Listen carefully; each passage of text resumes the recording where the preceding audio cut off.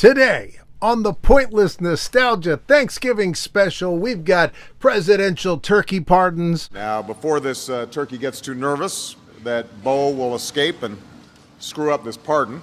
God love you.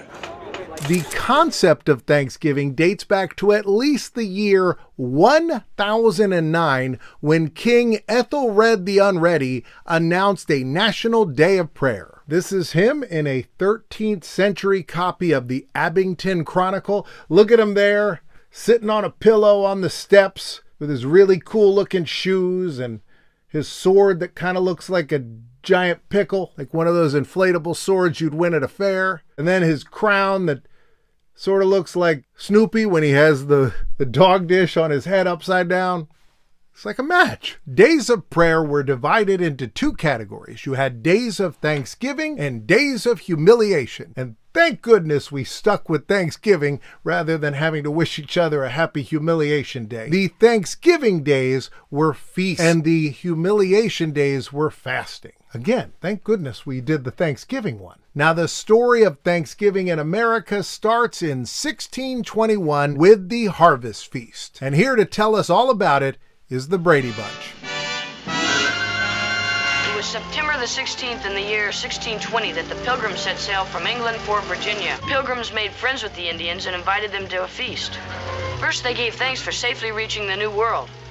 Then they ate. You know, Bill Mahr once did a sketch in 1998 which was called A Very Brady Thanksgiving, and it had one guest star, which was Florence Henderson, Mrs. Brady. Ma! Hey, Ma! Oh, I gotta go, Alice. Bobby's up. Happy Thanksgiving. Bill Mahr was playing a grown-up Bobby Brady. How's my little man? Hungry. What's the hold up with the bird? And the plot of the sketch was that no one was coming home for Thanksgiving. Get real. Ma, they're gone. All of them, okay? And then suddenly Marcia calls. Hello? Who is it? It's Marcia. Marcia. She coming? No, she's marrying Dennis Rodman. Now, the first official Thanksgiving in the United States happened in 1789. It was announced by George Washington, but he didn't mention anything about the Harvest Festival in 1621. Also, he didn't announce this as an annual event.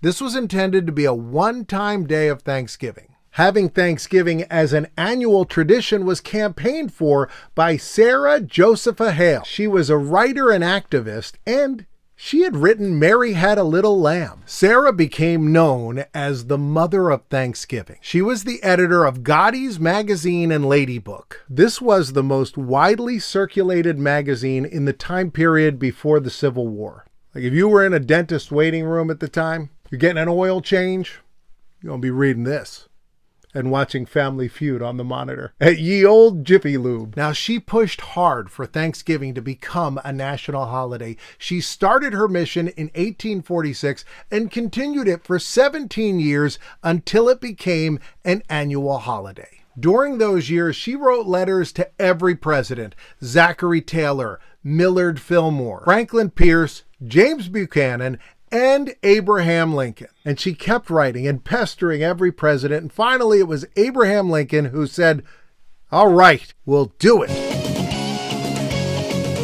And in 1863, he established a holiday of Thanksgiving. Some historians trace the origin of the presidential turkey pardon back to John F. Kennedy. On November 19, 1963, John F. Kennedy was delivered this turkey at a Rose Garden ceremony. It had a sign on it that said, "Good eating, Mr. President." But he looked at it and said, maybe we'll let this one go back and grow. But John F. Kennedy didn't make it to Thanksgiving. 4 days later, he met his tragic fate in Dealey Plaza in Texas. So on Thanksgiving, a heartfelt message was sent out by the new president, Lyndon Johnson.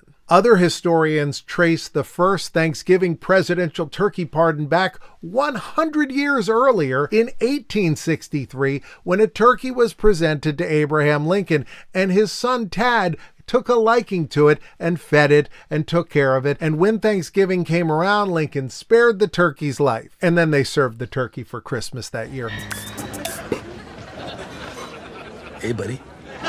It wasn't until November 14th, 1989 that President George H.W. Bush first officially pardoned a turkey. But let me assure you and this fine Tom Turkey that he will not end up on anyone's dinner table, not this guy. He's granted a presidential pardon as of right now and allow him to live out his days on a children's farm not far from here. And now this has become a tradition for every president. These two magnificent gobblers were selected from the official presidential flock. The president usually has to say the name of the turkey, which is often ridiculous and sounds silly coming out of the mouth of the leader of the free world. This year, for the first time, thousands of people voted on the White House website to name the national turkey and the alternate turkey. Stars and Stripes beat out pumpkin and cranberry.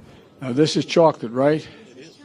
Chocolate, you are pardoned. And now I think Drumstick and Wishbone would be very thankful. Most of the presidents find a way to tell a joke here. Time flies, even if turkeys don't. It seems the Democrats are accusing me of being too soft on turkey. That's one less turkey in Washington. Happy Thanksgiving. It's great to finally be sharing a stage with someone I can call a turkey and get away with it. How many turkeys you got down there you raising? Circle-S Ranch grows about 9.5 million turkeys a year. God love you. 9.5 million turkeys. I tell you what, that's like some of the countries I've been to. Huh? Anyway. They'll pet the turkey, who is sometimes rambunctious. Good to see you. Good to see you. Whoops. And overall, it's a very sweet, fun event. I hereby grant you a full pardon. From 2005 to 2009, the pardoned turkeys were sent either to Disneyland in California or to Walt Disney World in Florida. The pardon I grant comes with a new measure of responsibility and fame for Marshmallow and Yam. I'm proud to announce that Marshmallow and Yam will serve as honorary grand marshals at Disneyland's Thanksgiving Day Parade. And they'll go on to spend the rest of their natural lives at Disneyland. In 2010, 2011, and 2012, the turkeys were sent to Mount Vernon, George Washington's farm, to live out the rest of their lives. This was fitting. George Washington made that official proclamation of the first actual Thanksgiving holiday. This seemed to be the perfect place for these turkeys, but the people running Mount Vernon said this is not authentic because George Washington never kept turkeys on that farm. So since then, the turkeys have gone on to be at different historical estates or different colleges, and usually they pick a place that is near where this giant turkey originally lived. The 2013 film Free Birds is about a turkey that gets a pardon from the President of the United States, and then he goes back in time to try to stop the first Thanksgiving to save the life of the turkey. That is one of the Thanksgiving movies I haven't seen. There are plenty I have seen, but to find out about those and also my favorite Thanksgiving commercials, go on over to the second channel. The video is right here. Happy Thanksgiving. I'll see you next time.